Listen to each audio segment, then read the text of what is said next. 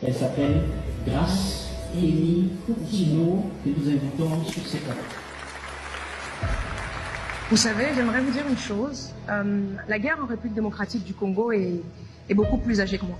Et en tant que citoyenne qui croit à un pays fort, prospère, sauvé et retrouvé, je ne veux pas qu'elle soit plus âgée que mes enfants. Qu'est-ce que je veux dire par là? Beaucoup d'entre nous sont nés et ont trouvé cette guerre. Mais c'est une prise de décision que nous devons prendre en tant que Congolais en disant que les générations futures ne doivent pas trouver cette guerre. Si on nous a légué ce pays dans la douleur, dans la guerre, il en est de notre responsabilité de le léguer dans la grandeur. Ce qui se passe en République démocratique du Congo est une guerre qui a transcendé les générations et qui laisse des traces jusqu'à aujourd'hui. Les familles sont brisées, les femmes sont violées et des millions d'innocents sont tués. Il faudrait qu'à un moment donné qu'on puisse appeler ce qui se passe au Congo par son véritable nom. C'est-à-dire que c'est pas une guerre, c'est un génocide orchestré par le Rwanda. Et c'est pas une hypothèse, c'est une réalité documentée. Les Nations Unies affirment par les experts en décembre 2022 et en juillet 2024 que 3 000 à 4 000 militaires combattent aux côtés du M23. Une stratégie présidée, soutenue par son président Paul Kagame. Leur objectif, nous diviser pour mieux nous voler. Leur objectif, nous diviser pour mieux construire leur nation. Et aussi longtemps que nous,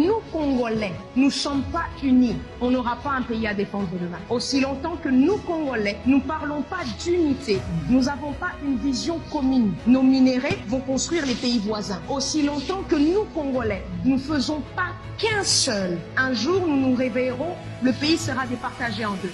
Un jour nous serons esclaves dans notre propre pays. Et cette guerre, ce n'est pas une guerre ethnique ou une guerre religieuse.